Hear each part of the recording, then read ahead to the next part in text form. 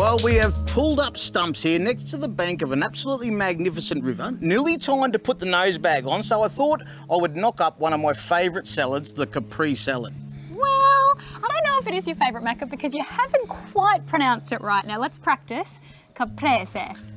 Caprese. Good enough. So what are we actually going to do first? Even though it is one of my favourites I've announced, I'm going to let you tell me what to do because you're very good at that, Robbie. Oh, thank you. I appreciate it. We've got some really lovely produce here. So we've got some olive oil.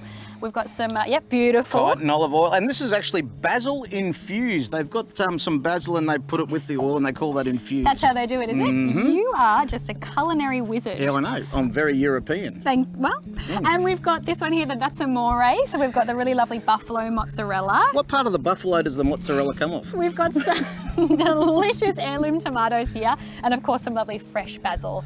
So I think we should get started. We're going to chop up the tomatoes, right. And we're also going to slice the cheese. But let's start with the tomatoes. So let's do that. I think because they're already on the smaller side, we're just going to go straight down the middle. Just straight down the middle? Have you had a good day, Robbie? I have had a lovely day. As you know, we've been in the car together, but no, it was a beautiful drive. We sort of worked our way through the Blue Mountains, so sheer cliff faces, beautiful forest. It was really stunning. I enjoyed it very much. How are you going with those tomatoes? Oh, look, I'll tell you what, it's hard because I'm male, one thing at a time, so I'm trying to listen and cut tomatoes and not lose a finger in the process. What did I just say?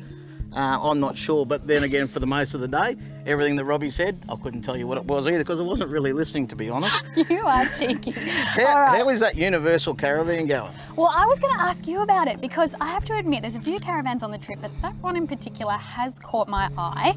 What can you tell me about it, Macca? Well, look, from the ground up, absolutely great bit of gear. Yep. And as with everything in life, it's all about the foundations. That one there, sitting on top of a GNS chassis, control rider suspension. So you have got something that is going to handle whatever you want to do. And today was a bit windy. We didn't go anything too hectic, but they kind of glue themselves to the road. They're very well engineered. And then, of course, that's the part about travelling during the day. And when you get to where you're going and you're going to sit down and enjoy something like this, you've got all the comforts that come inside it and outside it as well. I reckon we're almost there with the tomatoes. So do you want to pop them on the plate, free up the chopping board? Not just place them, we're going to pop them. Pop them. So when you pop them, you just do this. I would. Yeah, look, we're not fussy about presentation here, obviously. What are we going to do now with this? So you just want to open that one up. You're going to watch it because there's a lot of liquid in there. There is a lot of liquid and it's got a childproof lid on it by the looks of it. Would you like a little bit of help, mate? Wouldn't mind.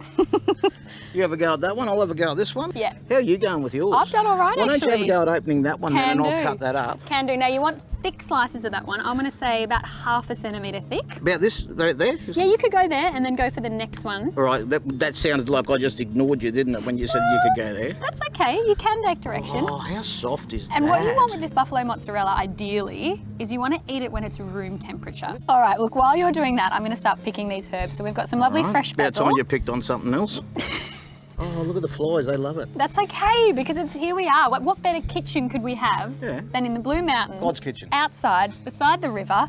It's you and me, it's our mates. Beautiful caravans. So what we're going to do here is we're going to kind of create little bite sizes. Now, ideally, I think we would have slightly larger tomatoes, sort of the same width as this. So you'd go the tomato, the basil leaf, and then the mozzarella. So you're making like a little sandwich. Sounds like a lot of hard work when you're going to chew it up anyway. Well, it does, doesn't it? But what we might do is make a couple of little sort of parcels here. Robbie's got rules. Standards, some people say. I was working on that one. Sorry, mate. You want to work on it a bit quicker? Or? Yeah, right. I'm doing what I can, all right? So that on top? Yep. Well... Are we allowed to...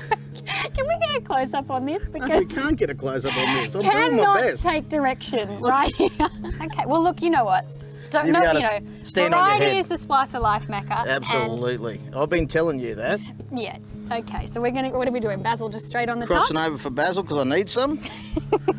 Basil on the top. All right, look, what I think we need to do now is your favourite bit, we need to dress the salad. Dress the salad? Do you reckon I'll be able to do this by myself? I think you're absolutely perfect. So do I drizzle? I would just go willy-nilly. Willy-nilly, go for it. Yeah, look at the colour of that. That's what you want. Really, really good quality. But let's sample one now. So I think you want to get a little bit of each, don't you? So I'm going to go for one of your little upside downies. I think you'd be doing yourself an injustice if you didn't. You think? Don't talk with your mouth full. That's really good.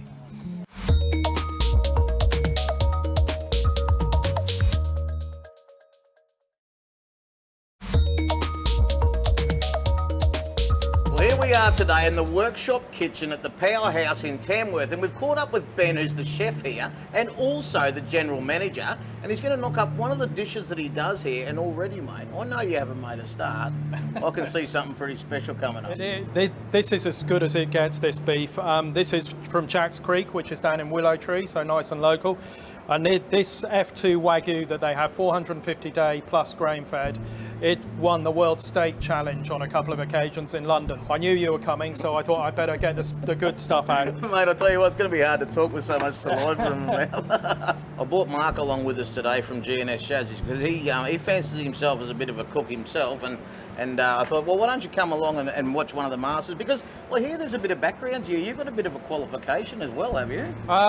As a chef in Europe, I had 3 Michelin stars in 3 different places. So, you know, that's my background in the restaurant industry. So I've done a little bit. You know what, around the crew, I'm actually a 5-star Michelin chef because everything I cook tastes like rubber. Oh, sounds good, doesn't it? We just pop that on there. Salt only, no pepper. Salt only at the beginning, pepper afterwards. Pepper burns before, not after. Hey, what do you reckon, Mark? Coming along all right? That looks absolutely magnificent. Oh, no, you lot can't smell it at home, but we can here. I've also got a few green beans, which I've just blanched very quickly in just boiling salted water. We've got some lovely olive oil. The chitin olive oil, we always travel with our chitin. Yep. So we're going to do a little bit of that.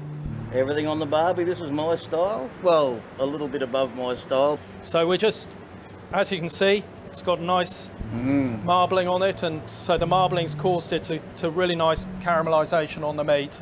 It's an amazing facility you've got here too, mate. I mean, you've got the hotel and of course the restaurant, but the kitchen just is...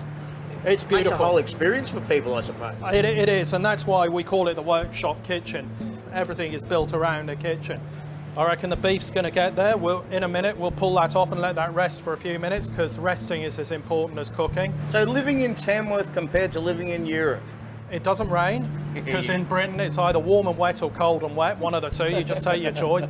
Yeah, well, it's just a lot more relaxed. And the people, I think because it's more relaxed, the people are more friendly, more open, you know, and it's just it's a nicer lifestyle. Well, what do you reckon, Ben? Is it rested enough? Because I'm hungry enough. I reckon it's just about getting there. So what we'll do is we'll start putting the dish together for you, and hopefully do it justice. It's just nice big chunks, as you can see. That was an involuntary sound I just made when I looked at it. So there you are. My goodness gracious me. And what do you call this dish? Macca's dish. Macca's dish, there you go. Next time you're here at the Powerhouse, get yourself into the workshop kitchen and ask for Macca's dish. You'll probably get a blank look from someone, but ask anyway. I'll give it a sample. I don't think I'm going to need luck for this.